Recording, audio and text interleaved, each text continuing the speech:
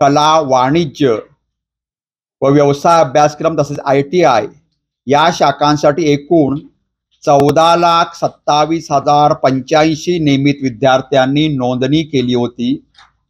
त्यापैकी प्रत्यक्ष 14,17,969 विद्यार्थी प्रविष्ट झाले होते आणि त्यापैकी 13,02,873 विद्यार्थी उत्तीर्ण झाले आहेत व उत्तीर्णतेची टक्केवारी 91.88% इतकी आहे।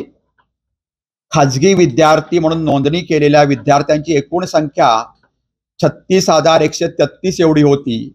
त्यापैकी 35,697 विद्यार्थी प्रविष्ट झाले आणि त्यापैकी 29,892 विद्यार्थी उत्तीर्ण झाले।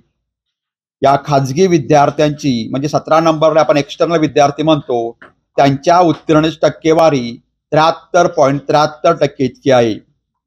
या परीक्षेत राज्यातील 9 विभागीय मंडळामधून सर्व शाखांमधून एकूण 42,388 रिपीटर म्हणजे पुनर्परीक्षार्थी विद्यार्थ्यांनी नोंदणी केली होती।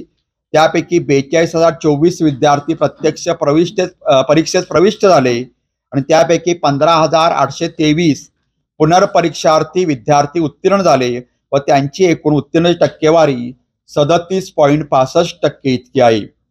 या परीक्षेत राज्यातील 9 विभागीय मंडळामधून 7,310 दिव्यांग विद्यार्थ्यांनी नोंदणी केली होती।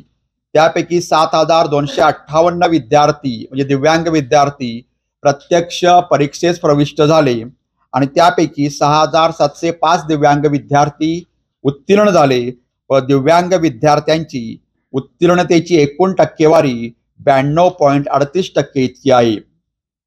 12वी परीक्षेस नोंदणी केलेल्या सर्व पात्र दिव्यांग विद्यार्थ्यांना प्रचलित नियमाप्रमाणे सवलतीचे गुण देण्यात आलेले आहेत। सर्व या 9 विभागीय मंडळामधून नियमित विद्यार्थ्यांचा नेहमीप्रमाणे कोकण विभागाचा निकाल 96.74% इतका सर्वाधिक असून सर्वात कमी निकाल लातूर विभागाचा 89.46% इतका आहे।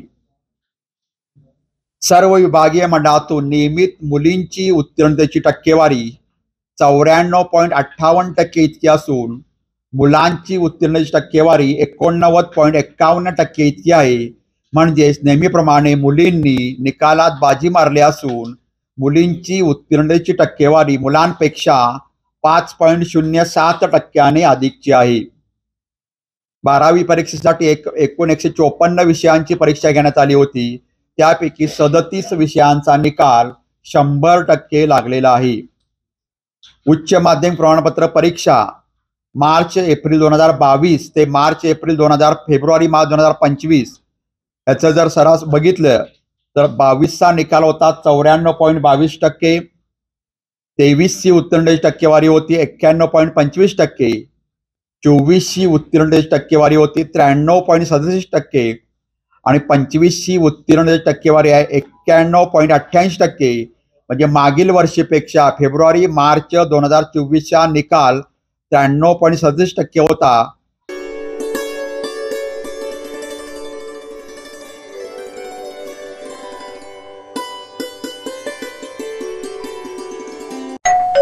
अहो उठा ना, ऑफिसला नाही का जायचं?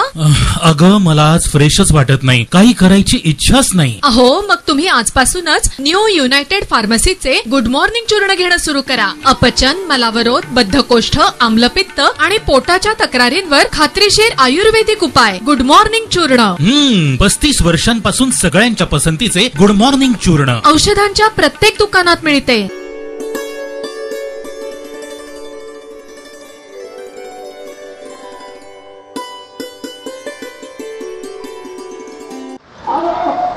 मुळशी तालुक्यामध्ये 2 दिवसापूर्वी घडलेली घटना इतकी भीषण आहे, इतकी बीभत्स आहे की त्यातून कोणाही सामान्य माणसाचं रक्त खवळून उठेल। त्यामुळेच रिॲक्शन म्हणून प्रचंड मोठा मोर्चा आज या ठिकाणी निघाला आहे।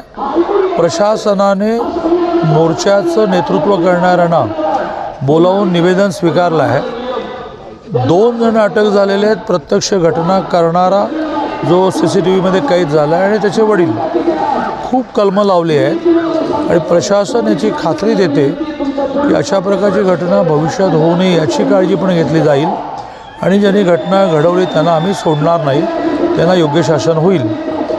आंदोलकांची आणखीन एक मागणी आहे की गावागावांमध्ये प्रचंड मोठ्या संख्येने बाहेरून लोक नोकरीसाठी आलेले आहेत, व्यवसायासाठी आलेले आहेत, ते धोकादायक आहे. आणि शुक्रवारच्या नमाजला तर गावात घरं 10 असतात आणि 5,000 लोक नमाजला येतात. कायद्याच्या चौकटीत राहून याला प्रतिबंध कसा करता येईल असं पोलीस प्रशासन प्रयत्न करेल.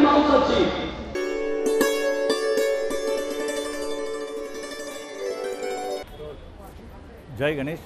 श्रीमंत दगडूशेठ हलवाई गणपती ट्रस्टच्या वतीने जय गणेश रुग्ण सेवा अभियान अंतर्गत आपण वेगवेगळ्या वैद्यकीय सुविधा रुग्णांना देत असतो. आणि आज या ठिकाणी ज्या शिबिराचं आयोजन करण्यात आलेलं आहे, कृत्रिम पाय आणि हात, त्यानंतर कुबड्या आणि वॉकर्स, हे या सर्व दिव्यांग बांधवांना देण्यासाठी हे शिबिर आयोजित केलेलं आहे. आज जवळजवळ 601 रुग्णांना आपण हे कृत्रिम हातपाय देतो आहे. आणि ह्याच्या अगोदर आत्तापर्यंत दगडूशेठ हलवाई गणपती ट्रस्टच्या वतीने हे 6,800 रुग्णांना हे आपण कृत्रिम हातपाय, वॉकर आणि कुबड्या ह्या प्रदान केलेल्या आहेत. आणि त्यांचं जीवन अतिशय सुकर आणि आनंददायी हे बाप्पाच्या आशीर्वादाने बनलेलं आहे. यामध्ये आपल्याला विशेष सहकार्य आज ज्यांचं झालं आहे ते साधू वासवानी मिशन यांचं झालेलं आहे. आणि त्यांच्याप्रती, दादांप्रती मी कृतज्ञता व्यक्त करतो. आणि गणपती बाप्पाचा हा प्रसाद अशाच गरजू व्यक्तींपुढे इथून पुढे देखील हा अव्याहतपणे या सर्व गरजू रुग्णांना मिळत राहील अशी या ठिकाणी मी आशा व्यक्त